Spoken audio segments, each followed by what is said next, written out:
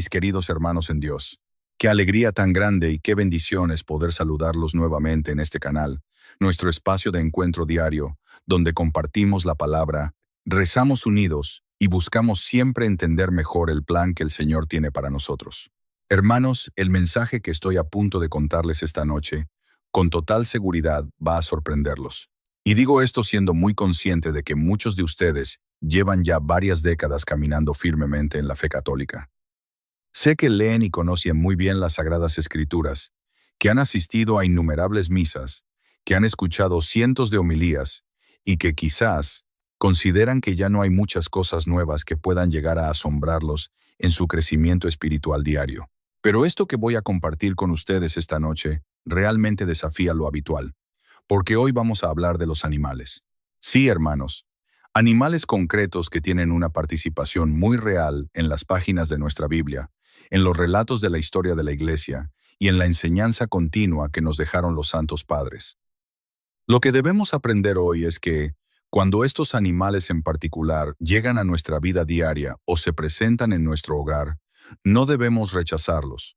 No deben ser ahuyentados de ninguna manera, no debemos espantarlos y, sobre todo, no debemos tratarlos jamás como si fueran una simple molestia o una señal negativa para nuestra familia.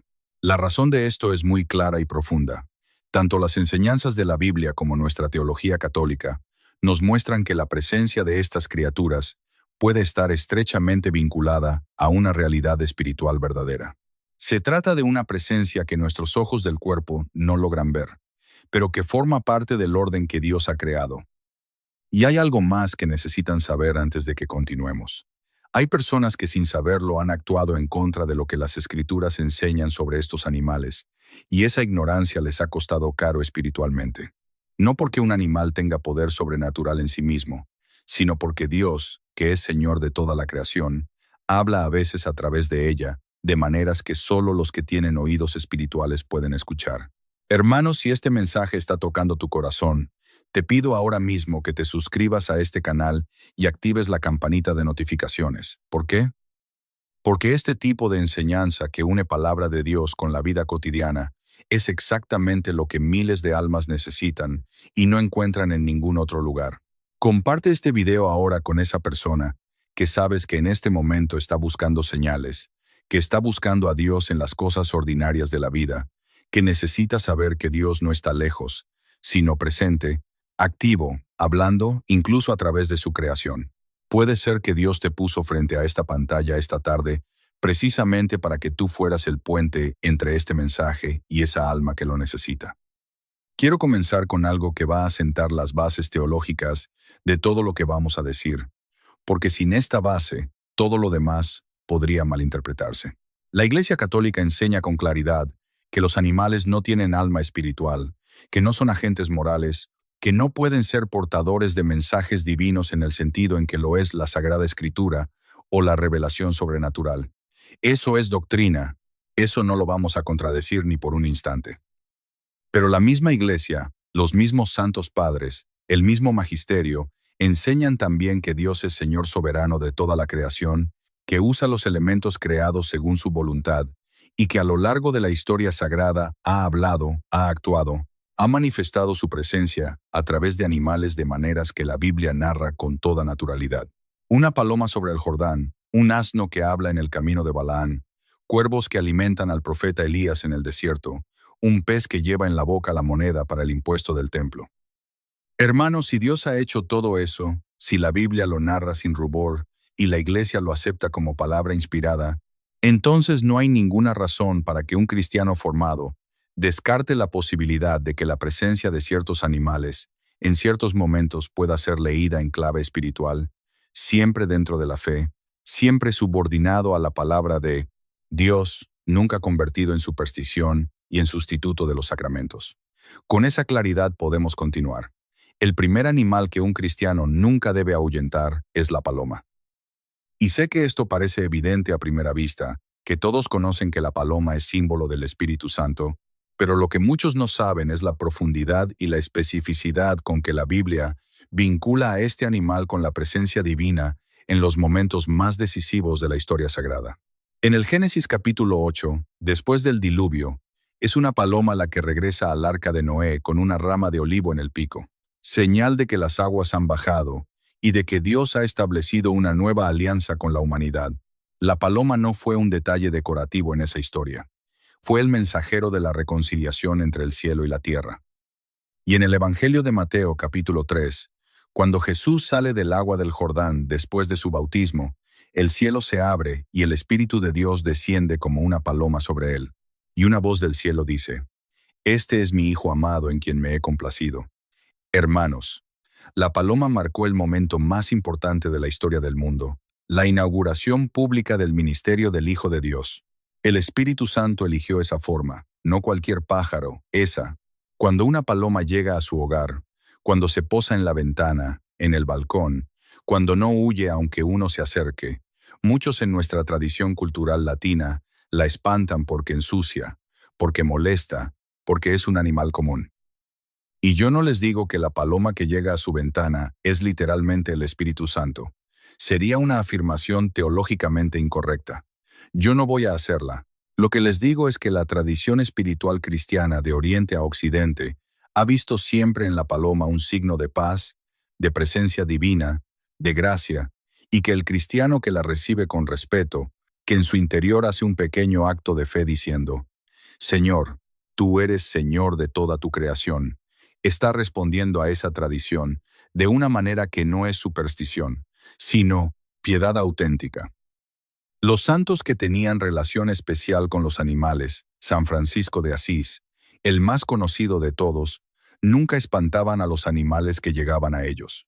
Los recibían como parte de la creación que alaba a Dios a su manera. Y hay algo en esa actitud que es profundamente cristiana. El segundo animal es la abeja, y este quizás les sorprende más. La abeja tiene en la tradición cristiana una historia espiritual antiquísima que la mayoría de los fieles desconoce completamente. San Ambrosio de Milán, uno de los doctores más grandes de la Iglesia del siglo IX, tutor espiritual de San Agustín, obispo y teólogo de primera magnitud, fue llamado desde su infancia la abeja de Dios.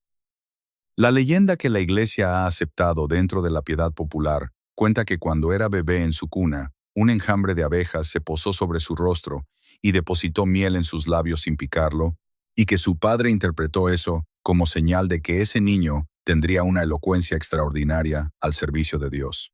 Y así fue. San Ambrosio se convirtió en uno de los predicadores más brillantes que la Iglesia ha conocido. La miel en los labios, como símbolo de la palabra de Dios que endulza el corazón, viene directamente del Salmo 118, versículo 103. Qué dulces son a mi paladar tus palabras más que la miel en mi boca. Y el profeta Ezequiel, en el capítulo 3, recibe un rollo que contiene la palabra de Dios, y cuando lo comes dulce como la miel. La abeja que produce esa miel que construye su colmena, con una organización que ha maravillado a los científicos de todos los tiempos, que trabaja sin descanso y muere defendiendo a su comunidad, ha sido vista por los santos padres como imagen de la Iglesia, del alma contemplativa y del cristiano fiel. Además de esto, hermanos, existe un dato litúrgico que muy pocos conocen y que los va a sorprender. En el Exultet, el himno de la vigilia pascual, que se canta en la noche más solemne del año litúrgico, la noche entre el sábado santo y el domingo de resurrección.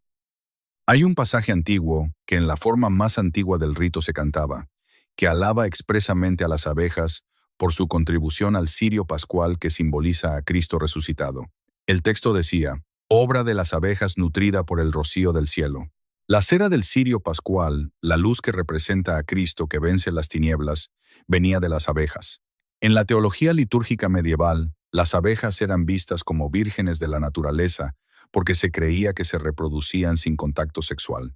Y ese dato, aunque científicamente incorrecto, llevó a los teólogos medievales a ver en la abeja un símbolo de la virginidad de María y de la castidad consagrada. Cuando una abeja llega a su jardín, a su hogar, cuando un enjambre se instala cerca de su casa sin agredir a nadie, el cristiano que conoce esta tradición no la espanta, la recibe con gratitud como parte de la creación que da gloria a Dios de una manera que la teología ha reconocido durante siglos. El tercer animal, hermanos, es el cuervo. Y aquí muchos van a resistir porque en la cultura popular latinoamericana, el cuervo tiene una reputación terrible asociado a la muerte, a los presagios oscuros, a la mala suerte. Y yo entiendo esa resistencia porque viene de tradiciones culturales arraigadas, pero les voy a pedir que abran la Biblia conmigo, porque lo que dice la Biblia sobre el cuervo contradice completamente esa reputación oscura. En el primer libro de los Reyes, capítulo 17, el profeta Elías está en el desierto solo, perseguido por el rey Acab y por la malvada Jezabel que quieren matarlo. Y el Señor le dice, levántate y ve hacia el oriente y escóndete junto al torrente de Kerit frente al Jordán. Beberás del torrente, y yo he mandado a los cuervos que te den de comer allí. Y los cuervos le llevaban pan y carne por la mañana, y pan y carne por la tarde. Hermanos, Dios envió cuervos para alimentar a su profeta. No palomas, no ángeles con apariencia humana, cuervos. El animal que la cultura popular considera de mal agüero, fue elegido por Dios para ser el instrumento de su providencia sobre el profeta que él amaba. Y en el libro de Job, capítulo 38, cuando Dios responde a Job desde el torbellino y le muestra la grandeza incomprensible de su creación, le pregunta, ¿quién prepara el cuervo su alimento cuando sus pollos claman a Dios y vagan sin tener que comer? Dios mismo cuida a los cuervos. Los polluelos de los cuervos claman a Dios y Dios los escucha. Y Jesús en el Evangelio de Lucas, capítulo 12, lo dice con una claridad perfecta. Consideren los cuervos que no siembran ni cosechan, que no tienen despensa ni granero, y Dios los alimenta. ¿Cuánto más valen ustedes que las aves? Hermanos, Jesús usó al cuervo, ese animal de mala reputación cultural, como ejemplo de la providencia amorosa de Dios. Si Cristo eligió al cuervo para esa enseñanza, ¿quiénes somos nosotros para espantarlo o verlo como señal de mala suerte? La superstición del cuervo como presagio de muerte es una creencia pagana que se infiltró en nuestra cultura y que contradice directamente lo que la Biblia enseña sobre este animal. El cuarto animal es la cigüeña, y esta también tiene una historia bíblica y patrística que la mayoría de los fieles desconoce. En el libro de Jeremías, capítulo 8, versículo 7, hay un versículo que debería hacernos reflexionar profundamente. Hasta la cigüeña en el cielo conoce sus tiempos señalados. La tórtola, la golondrina y la grulla observan la época de su migración, pero mi pueblo no conoce las ordenanzas del Señor. Dios usa la cigüeña como ejemplo de sabiduría natural, de fidelidad a los tiempos que Él ha establecido. La cigüeña sabe cuándo partir y cuándo volver. Conoce los ritmos de la creación que Dios ha puesto en ella, y el profeta la usa como reproche al pueblo, que ha olvidado los ritmos de Dios, sus tiempos sagrados, sus fiestas, sus mandamientos. Hay en ese versículo una enseñanza profunda sobre la obediencia natural a la ley del Creador, que la cigüeña cumple instintivamente y que el hombre cumple solo cuando elige libremente seguir a Dios. En la tradición patrística, la cigüeña fue valorada como símbolo de la piedad filial, porque se observaba que las cigüeñas cuidaban a sus padres ancianos, que los alimentaban cuando ya no podían valerse por sí mismos. Actitud que los naturalistas de la antigüedad describieron con admiración. Aristóteles escribió sobre ello. Los santos padres lo tomaron y lo convirtieron en imagen de uno de los mandamientos más importantes. El cuarto, honra a tu padre y a tu madre. San Basilio el Grande, uno de los grandes padres de la Iglesia del siglo XIII, describió la cigüeña como maestra de la piedad filial para los seres humanos. Cuando la cigüeña llega a los tejados de los hogares y construye su nido, en la tradición cristiana europea, eso siempre fue visto como señal de bendición, de paz, de buena familia. Ahuyentar a la cigüeña era considerado, en muchas regiones, un acto de ingratitud hacia la providencia de Dios. Esa sensibilidad espiritual, aunque arraigada en la piedad popular, tiene sus raíces en una lectura genuinamente bíblica de este animal. El quinto animal que un cristiano nunca debe ahuyentar, hermanos, es el cordero. Y sé que esto parece el más evidente de todos, porque el simbolismo del cordero en la Biblia y en la liturgia de la Iglesia es omnipresente. Pero quiero hablar de algo concreto y específico que puede parecer extraño. En algunas regiones de América Latina, existe la costumbre cuando un cordero o un borrego se acerca a una casa o se acerca a una persona de manera insistente y mansa, de espantarlo, de alejarlo, de verlo simplemente como un animal que se escapó de algún corral. Y yo les digo desde la riqueza de la tradición bíblica y espiritual, que ese animal cargado de siglos de simbolismo sagrado merece al menos un momento de reverencia interior. El cordero es el símbolo bíblico de Cristo por excelencia. Desde el Génesis, cuando Abraham va a sacrificar a Isaac y dice a su hijo, Dios proveerá el cordero para el holocausto. Y efectivamente, Dios provee un carnero desde el Éxodo, cuando la sangre del cordero pascual en los dinteles de las puertas es lo que salva a los israelitas de la muerte. Desde el capítulo 53 de Isaías, que describe al siervo sufriente como cordero llevado al matadero que abre y no abre la boca, hasta el Evangelio de Juan, capítulo 1, versículo 29, donde Juan el Bautista, al ver a Jesús acercarse, dice las palabras que resuenan en cada misa cuando el sacerdote eleva la Eucaristía. He aquí el Cordero de Dios que quita el pecado del mundo. Y el Apocalipsis, hermanos, el libro del fin de los tiempos que San Juan recibe en la isla de Patmos, describe la eternidad entera como una liturgia alrededor del Cordero inmolado que está de pie en el centro del trono de Dios. El Cordero es Cristo. Cristo es el Cordero. Cuando uno tiene la sensibilidad espiritual formada, la presencia de un Cordero no puede pasar sin un instante de gratitud hacia aquel que eligió ese símbolo para describir su propio sacrificio redentor. El sexto animal, y este quizás sea el que más lo sorprenda, es la serpiente. Y ya sé lo que están pensando. La serpiente que tentó a Adán y Eva, la serpiente del paraíso, el símbolo del ¿cómo puede ser que un cristiano no deba ahuyentar a la serpiente? Hermanos, escúchenme con atención, porque aquí la Biblia dice algo que muchos no conocen y que es de una riqueza teológica extraordinaria. En el libro de los Números, capítulo 21, el pueblo de Israel en el desierto peca contra Dios y contra Moisés. Dios permite que serpientes ardientes los ataquen y muera mucha gente. El pueblo se arrepiente y pide a Moisés que interceda, y el Señor le dice a Moisés algo sorprendente. Hazte una serpiente ardiente y ponla sobre un asta. Todo el que sea mordido y la mire, vivirá. Moisés hace una serpiente de bronce y la pone sobre el asta. Y todo el que miraba la serpiente de bronce vivía. Hermanos, Dios usó la imagen de la serpiente, el mismo animal asociado al mal, como instrumento de salvación y de curación para su pueblo. Y el propio Jesús tomó ese episodio y lo aplicó a sí mismo en el Evangelio de Juan, capítulo 3, versículos 14 y 15. Como Moisés levantó la serpiente en el desierto, así es necesario que el Hijo del Hombre sea levantado para que todo el que crea en él tenga vida eterna. Cristo se comparó a sí mismo con la serpiente de bronce. La cruz es celta. Cristo levantado en la cruz es el que sana a todo el que lo mira con fe. Y hay algo más. El mismo Jesús dijo a sus discípulos en el Evangelio de Mateo, capítulo 10, versículo 16, «Sean astutos como serpientes y sencillos como palomas». La astucia de la serpiente, su capacidad de discernimiento, de prudencia, de moverse con sabiduría, es una cualidad que Cristo mismo recomienda para sus discípulos. La serpiente no es solo símbolo del mal.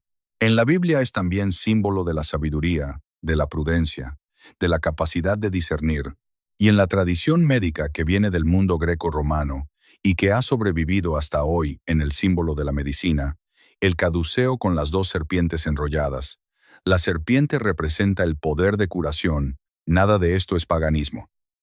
Es la riqueza simbólica de una tradición que la Biblia misma acoge. El cristiano formado que ve una serpiente no necesita reaccionar con terror supersticioso. Puede simplemente reconocer en ese animal la complejidad de la creación de Dios, que abarca lo que tememos y lo que amamos, y en quien Dios obra sus designios, que son más altos que los nuestros. Quiero hacer aquí una aclaración importante, porque no quiero que nadie salga de esta plática con conclusiones equivocadas. Nada de lo que he dicho sobre la serpiente significa que uno deba acercarse imprudentemente a serpientes peligrosas, ni que deba tenerlas en el hogar, ni que deba hacer ningún rito ni práctica relacionada con ellas. Eso sería superstición o imprudencia. Lo que estoy diciendo es teológico y simbólico, que la Biblia misma le da a la serpiente una dimensión espiritual compleja, que va más allá del simple símbolo del mal, y que el cristiano que conoce esa riqueza tiene una relación con la creación más profunda y más madura que el que reacciona desde el miedo cultural. El séptimo animal, hermanos, y con este cerramos esta enseñanza, es la paloma torcazo, la tórtola. Y me detengo en esta distinción del texto bíblico porque es importante. La tórtola no es exactamente la paloma doméstica que conocemos en nuestras ciudades. En la Biblia es un ave específica que aparece en contextos muy precisos y que carga un simbolismo espiritual propio. En el Cantar de los Cantares es el libro extraordinario que la tradición cristiana desde Orígenes ha interpretado como el diálogo de amor entre Cristo y el alma. La voz del amado dice en el capítulo 2: ya pasó el invierno, cesaron las lluvias y se fueron. Aparecen las flores en la tierra. Ha llegado el tiempo de los cantos. Se escucha en nuestra tierra la voz de la tórtola. La llegada de la tórtola en el Cantar de los Cantares anuncia la primavera. El tiempo de la gracia, el tiempo del encuentro entre el amado y la amada. Los santos padres que comentaron el Cantar de los Cantares vieron en ese pasaje la llegada de la gracia del Espíritu Santo al alma que ha pasado por el invierno del pecado y del alejamiento de Dios. Cuando se escucha la voz de la tórtola, hermanos, según la interpretación mística de la Iglesia, es que la primavera del alma ha llegado. Y en el libro de Levítico y en el Evangelio de Lucas, la tórtola tiene un lugar específico en la historia de la Sagrada Familia. Cuando María y José llevaron al niño Jesús al templo de Jerusalén para presentarlo al Señor como mandaba la ley de Moisés, ofrecieron en sacrificio un par de tórtolas o 2 pichones, que era la ofrenda de los pobres, de los que no podían permitirse un cordero. Hermanos, la pobreza de la Sagrada Familia quedó inscrita en la historia sagrada a través de 2 tórtolas. El Hijo de Dios fue presentado ante el Padre Celestial con la ofrenda humilde de los pobres. Eso hace de la tórtola un símbolo de la humildad, de la pobreza evangélica, de la disponibilidad total ante Dios, que es la actitud fundamental de María y de todo cristiano auténtico. Cuando estos animales lleguen a su vida, hermanos, cuando los encuentren de maneras inesperadas o insistentes, no les pido que hagan ritos, que interpreten presagios, que busquen mensajes ocultos como si fueran adivinos, porque eso sería superstición y la Iglesia lo condena. Les pido algo mucho más simple y mucho más cristiano.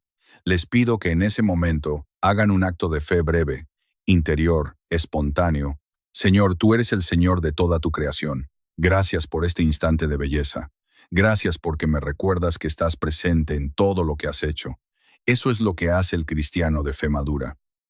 No busca señales, no necesita señales, pero cuando la creación de Dios se cruza en su camino, la recibe con gratitud y con fe. Y en ese momento de gratitud, algo del cielo toca la tierra. El peligro que quiero advertirles hoy, y con esto me acerco al final, es el peligro opuesto. Es el peligro de las personas que sí buscan señales en los animales, que van con quienes les dicen lo que significa que un búho se posó en su tejado, o que una mariposa negra entró en su casa, o que un perrolla de noche. Hermanos, eso es adivinación. El Catecismo de la Iglesia Católica, en el número 2116, es absolutísimamente claro. Todas las formas de adivinación deben ser rechazadas. Recurrir a Satanás o a los demonios, conjurar los muertos u otras prácticas que equivocadamente, se supone, desvelan el porvenir, son contrarias al honor y al respeto, llenos de amor, que debemos solamente a Dios. El cristiano no busca señales en los animales. El cristiano vive en la fe que no necesita señales porque tiene la palabra de Dios, que es la única revelación que necesita. Pero si esa misma palabra de Dios nos muestra que Él ha usado ciertas criaturas en ciertos momentos de la historia sagrada para manifestar su presencia y su providencia, entonces el cristiano que conoce su fe puede recibir esas criaturas con ojos que ven más allá de lo visible, con la mirada de fe que ve a Dios obrando en toda su creación. San Francisco de Asís, el pobreello, el hombre que habló a los pájaros y al lobo de Gubbio, que llamó al sol hermano y a la luna hermana, que vio en cada criatura un reflejo del amor del Creador, fue declarado por San Juan Pablo II patrono de la ecología. No porque Francisco fuera panteísta, ni porque creyera que los animales tienen alma, sino porque Francisco tenía la mirada limpia del hombre en gracia de Dios, que ve la creación como la Biblia la ve, como el fruto del amor de un Padre, que ha hecho todo con sabiduría y ha puesto en cada criatura un rastro de su belleza infinita. El Salmo 148 lo dice de manera que me estremece cada vez que lo leo. Alaben al Señor desde la tierra, monstruos marinos y todos los abismos, fuego y granizo, nieve y niebla, viento tempestuoso que ejecuta su mandato, montañas y todas las colinas, árboles frutales y todos los cedros, bestias salvajes y todos los ganados, reptiles y aves que vuelan. Toda la creación alaba a Dios. Cada animal, cada insecto, cada ave que pasa frente a su ventana, está alabando a Dios a su manera, con su existencia misma, con el diseño prodigioso que el Creador puso en ella. Y el hombre que los espanta sin más, que los ve como molestias o como presagios, se pierde ese canto de alabanza que sube de toda la creación hacia el cielo cada instante del día y de la noche. Quiero terminar, queridos hijos, con una reflexión que espero que se lleven grabada en el corazón. Vivimos en un mundo que ha perdido la capacidad de asombro ante la creación. Vivimos en ciudades de cemento y de pantallas donde los animales son una molestia o un adorno o un recurso. Hemos perdido esa relación profunda con la creación que los grandes santos tenían, esa mirada que veía a Dios en todo, que leía el mundo visible como un libro donde el autor invisible dejó sus huellas. Y esa pérdida no es solo una pérdida estética o ecológica, es una pérdida espiritual. Porque cuando dejamos de ver a Dios en su creación, terminamos dejando de buscarlo en todas partes. Y el cristiano que busca a Dios solo en el templo, que no lo encuentra, también en el cielo que se abre después de la tormenta, en el pájaro que canta al amanecer, en el cordero que mira con sus ojos de infinita mansedumbre, ese cristiano tiene una fe más pequeña de la que Dios quiere darle. Hermanos, esta noche cuando salgan, cuando se sienten en el jardín, o miren por la ventana o caminen por la calle, miren la creación con ojos nuevos, con los ojos del Salmo 19 que dice: los cielos cuentan la gloria de Dios, el firmamento proclama la obra de sus manos. Y si alguno de estos 7 animales cruza su camino, no lo espanten. Recíbanlo como parte del coro de la creación que alaba a Dios. Hagan un instante de gratitud interior y sigan su camino con la certeza de que van acompañados por un Dios que está presente en todo lo que ha creado y que los ama con un amor que no cabe en ningún cielo que hayamos podido imaginar. Oremos. Señor Dios, Creador del cielo y de la tierra, de todo lo visible y lo invisible, te alabamos esta noche por la maravilla de tu creación. Te alabamos por las palomas que llevan tu paz, por las abejas que producen la miel de tu palabra, por los cuervos que alimentaste en el desierto, como alimentaste a tu profeta, por las cigüeñas que nos enseñan a honrar a nuestros padres, por el Cordero que es tu Hijo dado por nuestra salvación, por la sabiduría inscrita en la serpiente de bronce que prefiguraba la cruz, y por la tórtola que anuncia la primavera de la gracia en el alma que vuelve a ti. Danos, Señor, los ojos limpios del Santo, la mirada que ve tu presencia en toda tu creación y el corazón agradecido que en todas las cosas te alaba y te bendice. Por Cristo Jesús, el Cordero de Dios, que vive y reina contigo en la unidad del Espíritu Santo, por los siglos de los siglos. Amén. Hermanos, si sienten en su corazón que este mensaje les ha ayudado a abrir los ojos hacia una dimensión de la fe que antes no conocían, les pido que compartan este video, ahora mismo, con sus conocidos. Todos tenemos personas en nuestro entorno cercano que viven con un temor constante hacia ciertos animales debido a supersticiones paganas que contradicen directamente las enseñanzas de la Biblia. También hay personas que buscan respuestas o señales en el comportamiento de los animales como si estos fueran adivinos, descuidando la providencia divina. Son personas que lamentablemente han perdido esa mirada sincera de fe que nos permite reconocer la grandeza de Dios en su propia creación. Ustedes tienen hoy la hermosa oportunidad de ser el instrumento que Dios utilice para llevarles luz, disipar sus dudas e iluminar sus caminos. Si este espacio diario de oración y aprendizaje edifica sus vidas, los invito de corazón a suscribirse al canal si aún no lo han hecho y a activar la campanita para que no se pierdan ningún mensaje. Que el Señor de toda la creación los bendiga abundantemente, guíe sus pasos y los guarde siempre en su inmenso amor. Los espero aquí mañana sin falta, para seguir compartiendo juntos la palabra de Dios.